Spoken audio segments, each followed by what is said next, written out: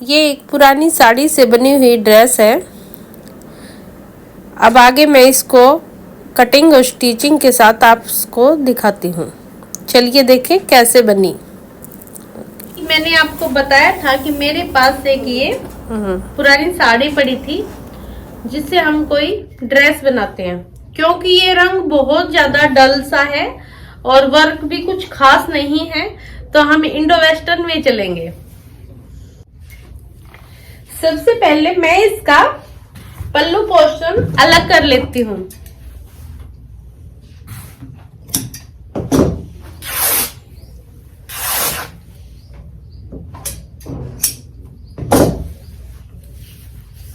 अब हमारे पास ये एक जैसा कपड़ा बच गया है, जिसमें से मैं अंदाजे से चोली का कपड़ा निकाल लेती हूँ ताकि हम नीचे की फ्रिल सेट कर लें।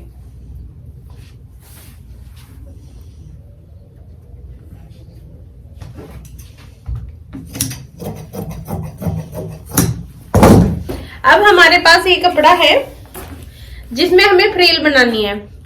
तो फ्रिल का जो मेथड है वो ये होता है कि आपकी जितनी लंबाई है उसमें से चोली गई।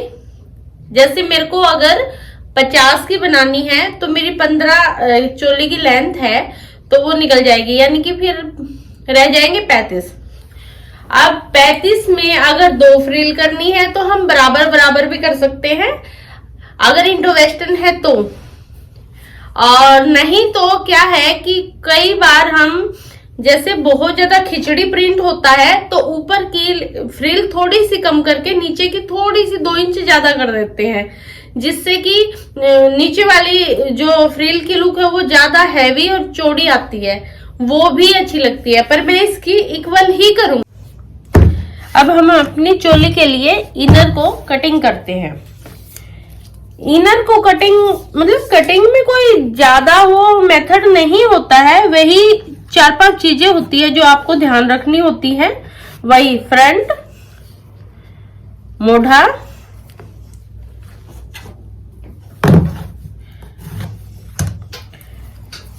प्लस चोली की लंबाई,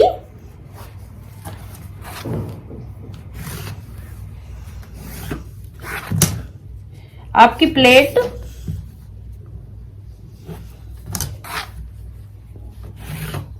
बस इतना सा। चोली बनाते हुए हमें ये 1 इंच इस साइड से ऊपर को करना पड़ता है। ये कमर की साइड 1 इंच ऊपर की तरफ शेप देनी पड़ती है। जैसे कि मेरी 9.5 है तो मैं अपनी हिसाब से चीजें कर रही हूं, तो आप अपने हिसाब से कीजिएगा। ये गोलाई होगी। अब क्योंकि मेरे पास ये पल्ला है, वैसे तो इस साड़ी में कहीं बॉर्डर वॉर्डर कुछ नहीं है, पर मुझे ये चीज नजर आई, ये इसमें 3 है, तो मैं इसको ऑफ शोल्डर बाजू की तरह लगाने की सोच रही हूं, तो इसलिए मैं इनको पट्टियों को अलग कर लूंगी। अब उसके लिए मुझे क्या करना है, यहां से 2.5 इंच नीचे और यहां से जितना आपको चाहिए है गला, 4 साढ़े 4 जितना भी चाहिए है, वहां से इस तरह से हम इस चीज को कटिंग कर लेंगे ऐसे। जहां हम ये झालर को सेट कर देंगे, इस तरह हम अपने पल्लों को साड़ी पे रख के कटिंग कर लेंगे।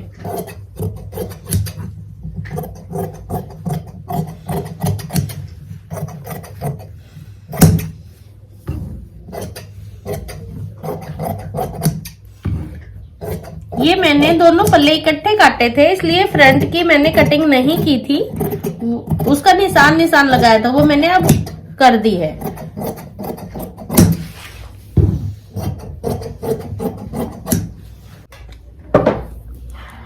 रेडीमेड में गला बनाने की जरूरत नहीं होती है, हम इस लाइनिंग से ही गला शेप में पलट देते हैं। ठीक है, क्योंकि मुझे ऊपर झालर लगानी है इसलिए मैं गले वाला हिस्सा नहीं पलटूंगी। मैं क्या करूंगी, हिस्से को गुम करूंगी, इस वाले को, बस, ताकि मेरे को मोढे पे अलग से काम ना करना पड़े। तो इस चीज को गुम करके अभी दिखाती हूँ आपको, और मैं इसको पलट दूंगी जिससे कि ये अपने आप गुम हो जाएगा।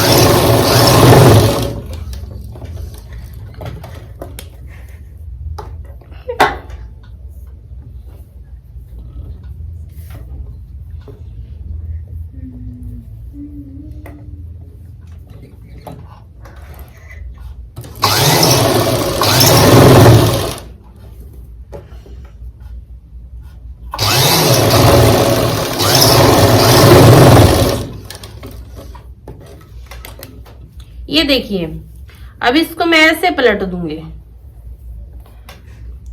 जिससे कि मेरे को यहाँ पे अलग से काम नहीं करना पड़ेगा। इसी तरह जब हम रेडीमेड में कोई टॉप वो बनाते हैं तो हम इस तरह कर सकते हैं, जिससे कि हमारा टाइम भी बचता है और चीजें भी, मतलब जो रेडीमेड इंडो वेस्टर्न कपड़े होते हैं उनपे बुकरम को कम से कम यूज करना होता है। वैसे आप चाहे तो बना सकते हैं, पर मेरे को आसानी से मिलने लगता है। तो ये मैंने इनको कच्चा करके इसमें प्लेटें डाल ली हैं। अब हमारी ऊपर की चोली कंप्लीट। अब चलते हैं हम फ्रिल की तरफ। फ्रिल के लिए हमने मशीन को चौड़ा करके उसकी सिलाई को मोटे मोटे टाकों में करके पूरी फ्रिल की किनारी पे हम उसको लगा लेंगे, जिससे कि हम उसको आराम से बाद में खींच के समेट लेंगे। वैसे चुन्नटे कई, पहली फ्रिल को हम ऐसे करके चुन्नट करके इस चोली के नाप की कर लेंगे, ठीक है।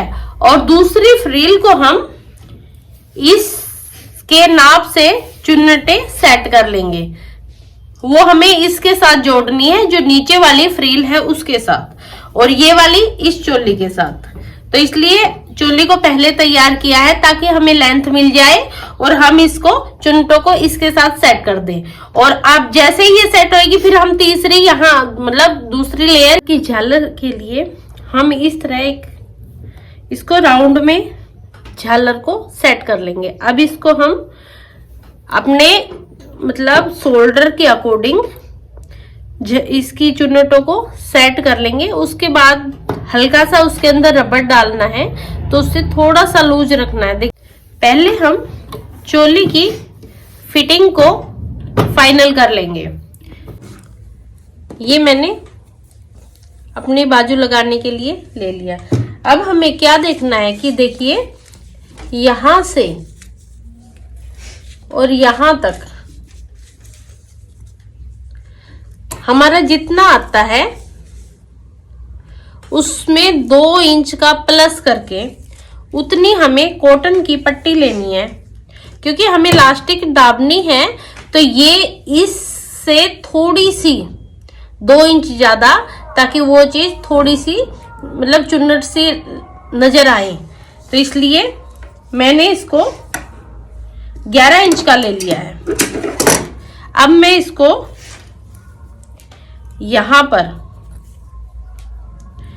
इसके साथ इस तरह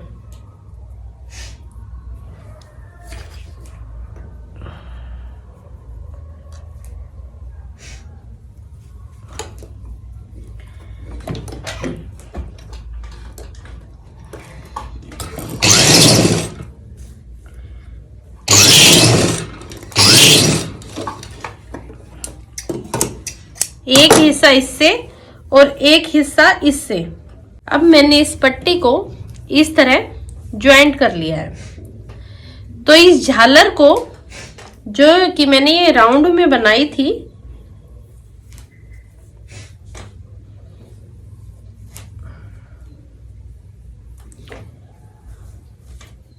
इसको यूका का यूं मेरे को इसके साथ ऐसे इस तरह अटैच कर लेना है। उसके बाद में मैं इसके अंदर यहाँ पे छोटी वाली इलास्टिक को डाल के सिलाई लगा दूंगी, जिससे कि ये ऑफ शोल्डर नीचे की तरफ नहीं आएगा। देखिए, मैंने ये झालर ऐसे लगा ली है।